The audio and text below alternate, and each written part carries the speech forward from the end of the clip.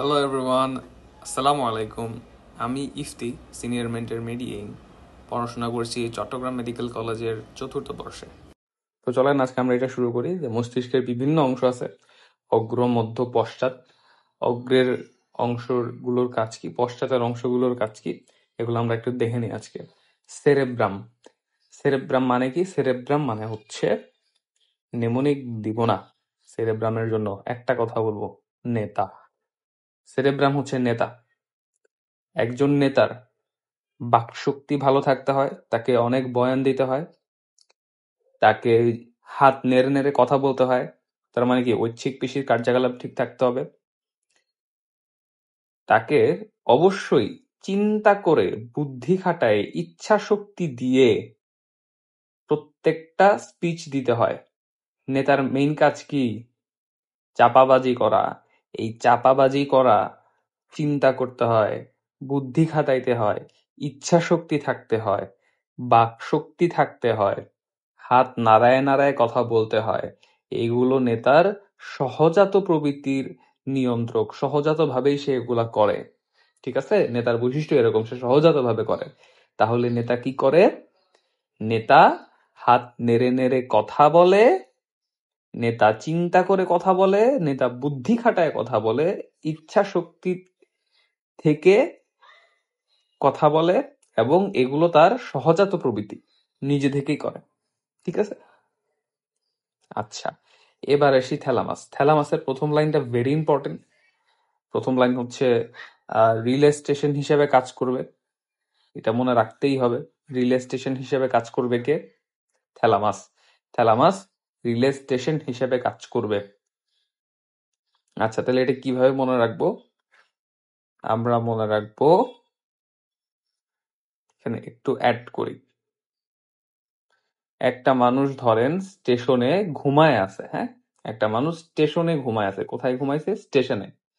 তাহলে আমরা কি বলবো? আমরা কি করব? ওই মানুষটাকে জাগায় তুলবো। দেখি জাগায় তুললে কি হয়, সে কি রাগ করে, নাকি মৃদুভাবে বলে যে ভাই কেন জাগায় দিলেন?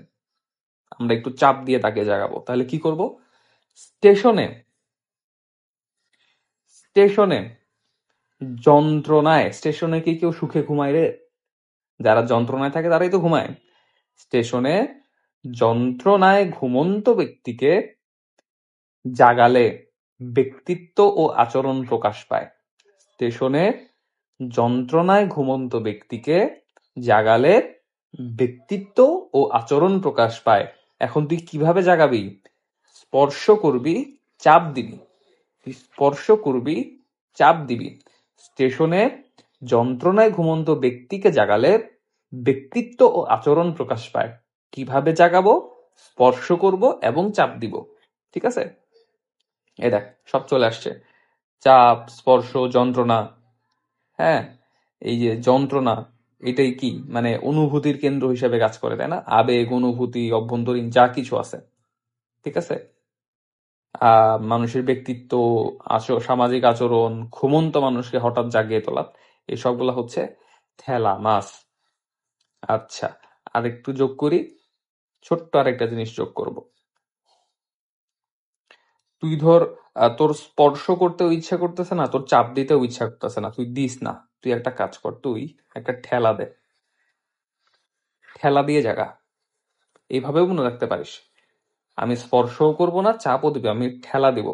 স্টেশনে যন্ত্রণায় ঘুমন্ত ব্যক্তিকে ঠেলা দিয়ে জাগালে ব্যক্তিত্ব ও আচরণ প্রকাশ পায়। ঠেলা দিয়ে, ঠেলা দিয়ে থ্যালামাস।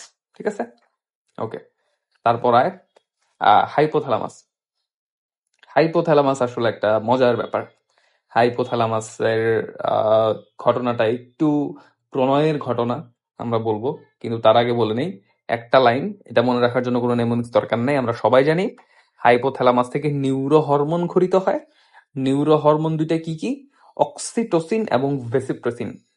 অক্সিটোসিন এবং ভেসোপ্রেসিন হচ্ছে নিউরো হরমোন, যারা হাইপোথ্যালামাস থেকে নিঃসৃত হয়। এটা সবাই জানি আমরা। হাইপোথ্যালামাস কিভাবে মনে রাখতে পারি? আয় দেখি, আমরা একটু প্রণয়ের গল্প শুনি। ধর, ধর তোর একটা মেয়ের সাথে ফোনে কথা হচ্ছে, মেসেজ হচ্ছে, ওভার কল, তোরা কথা বলতেছিস।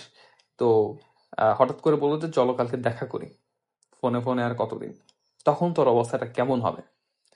তোর দেহ তাপ বেড়ে যাবে, তুই একটা চাপ অনুভব করবি, তোর যত হরমোনস আছে, অন্তঃক্ষরা, আগের ভিডিওতে বলছি অন্তঃক্ষরা অনালী হরমোন, তোর যত অন্তঃক্ষরা গ্রন্থি আছে মিশ্রিত হওয়া শুরু করবে, তোর হরমোন সব মিক্সড আপ হয়ে যাবে। তখন তুই ঘুমাইতে যাবি, কিন্তু তোর কি ঘুমাবে? ঘুম তো ভাই হবে না, কালকে দেখা করবো, কেমনে ঘুমাবে? পীড়ন, তুই ঘুমাইতে পারবি না, তোর নিজের উপর রাগ হবে যে আসলে আমার হচ্ছেটা কি, আমি কেন ঘুমাতে পারতেছি না। এইসব চিন্তা করতে করতে ক্ষুধা লেগে যাবে। ভাই ক্ষুধা লেগে গেছে, এখন আবার বিছানা থেকে উঠতে হবে, উঠে খাইতে হবে, তোর নিজের ওপর ঘেন্না হচ্ছে যে কেন আমি প্রপারলি কাজ করতে পারতেছি না, ঘুমাইতে পারতেছি না, নিজের ওপর ঘেন্না হবে। এরপর তুই আহ হচ্ছে সবকিছু শেষ, রাত শেষ হয়ে গেছে, এখন সকালবেলা তুই যাবি, তোর মধ্যে একটা উদ্বেগ কাজ করতেছে, বাট আলটিমেটলি যখন দেখা হয়ে গেছে তুই ভালোবেসে ফেলছস প্রথম দেখাতেই, লাভ এট ফার্স্ট সাইট, হ্যাঁ এরকম কিছু একটা হবে। তো এটা হচ্ছে হাইপোথ্যালামাসের ঘটনা, ঠিক আছে? আচ্ছা, তো এটা হচ্ছে হাইপোথ্যালামাস। ওকে, তারপরে আয় পন্স। ভাই পন্সের জন্য কি নেমোনিক দিবেন না? এটা তো মনে রাখা ভাই মনে হচ্ছে কঠিন। না রে ভাই, আমি তোরে নেমোনিক দেবো না, আমি তোরে পানিতে ফেলবো, আমি তোরে পানিতে ফেলে দিব। পানিতে ফেলবেন? পানিতে ফেললে কেমনে কি? পন্স, আমি তোকে কই ফেলবো? পানিতে ফেলবো। পানিতে ফেললে কি হবে ঘটনাগুলো আমার সাথে সাথে চিন্তা কর। পানিতে ফেললে রিফ্লেক্স কাজ করে না, যে হায় আমি তো পানিতে পড়ে গেছি, হাত পা ছুটোছুটি করি, এগুলা কি রিফ্লেক্স? তো রিফ্লেক্স। তখন কি মানুষ পানিতে পড়লে কি করে? জোরে জোরে শ্বাস নেয়, শ্বাসকাজ নিয়ন্ত্রণ স্পাইনাল কর্ড ও মস্তিষ্কের মধ্যে সঞ্চালন পথ হিসাবে কাজ করে। স্পাইনাল কর্ড ও মস্তিষ্কের মধ্যে সঞ্চালন পথ হিসাবে কাজ করে, মস্তিষ্কের বিভিন্ন অংশে সংবাদ প্রবাহের প্রেরণ কেন্দ্র হিসাবে কাজ করে। মস্তিষ্কের সব জায়গায় খবর চলে যাবে যে ভাই পানিতে তো পড়ছি, এখন কি করব? মস্তিষ্কের সব জায়গায় খবর প্রবাহিত হবে, মস্তিষ্কের সব জায়গায় খবর প্রবাহিত হবে, সংবাদ প্রবাহিত হবে যে ভাই পানিতে তো পড়ে গেছি, নাও হোয়াট টু ডু, এখন তো আর কিছু মাথায় আসতেছে না, এখন কি করব? ঠিক আছে, ওকে, তারপরে আয়। মাঝখানে কি ছিল?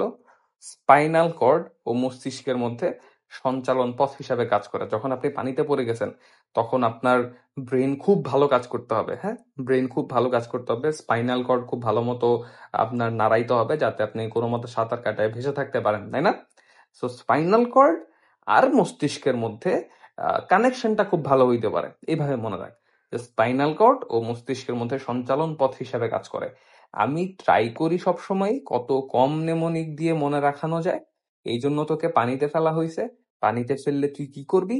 পানিতে ফেললে তোর আগে প্রতিবর্ত কেন্দ্র স্টিমুলেটেড হবে, তুই হাত পা ছোটাছুটি করবি, এটা হচ্ছে ওয়ান কাইন্ড অফ একটা রিফ্লেক্স। তুই জোরে জোরে শ্বাস নিবি, তোর ব্রেন এন্ড স্পাইনাল কর্ড খুব ভালো মতো কাজ করতে হবে যাতে মেরুদণ্ড সোজা করে তুই ভেসে থাকতে পারিস। তাই স্পাইনাল কর্ড ও মস্তিষ্কের মধ্যে সঞ্চালন পথ হিসেবে কাজ করে, এবং যখনই পানিতে উঠবি তোর ব্রেন অ্যালার্ট হয়ে যাবে। কেমনে অ্যালার্ট হবে? কারণ সংবাদ প্রবাহ প্রেরণ, পুরা ব্রেইনে সংবাদ চলে যাবে যে ভাই আমি তো পানিতে পড়ছি, এখন আমার কি হবে। ঠিক আছে, এটা হচ্ছে পন্স। আচ্ছা, এখন আসি মেরুদণ্ড লবণাঙ্গটা। ভাইয়া কষ্ট করে সবগুলো মুখস্থ করছি, এটা মুখস্থ না করলেও চলবে। কেন চলবে? কারণ অপশন তো এখান থেকেই দিবে, আমি তো সব পড়েই ফেলছি যে কোনটার কাজ কি। সো যেটার কাজ আমার মিলবে না ওইটা মেরুদণ্ড লবণাঙ্গটা। সো পড়ার সাথেও ইম্পর্টেন্ট, আপনি পড়া কমাইতেছেন কিভাবে। আর একটা ইম্পর্টেন্ট ইনফরমেশন এখানে বলে দিই, এটা হচ্ছে 9, 10, 11, 12 এই করটিক স্নায়ুগুলোর উৎসস্থল হিসাবে কাজ করে মেডুলা অবলঙ্গাটা, ঠিক আছে?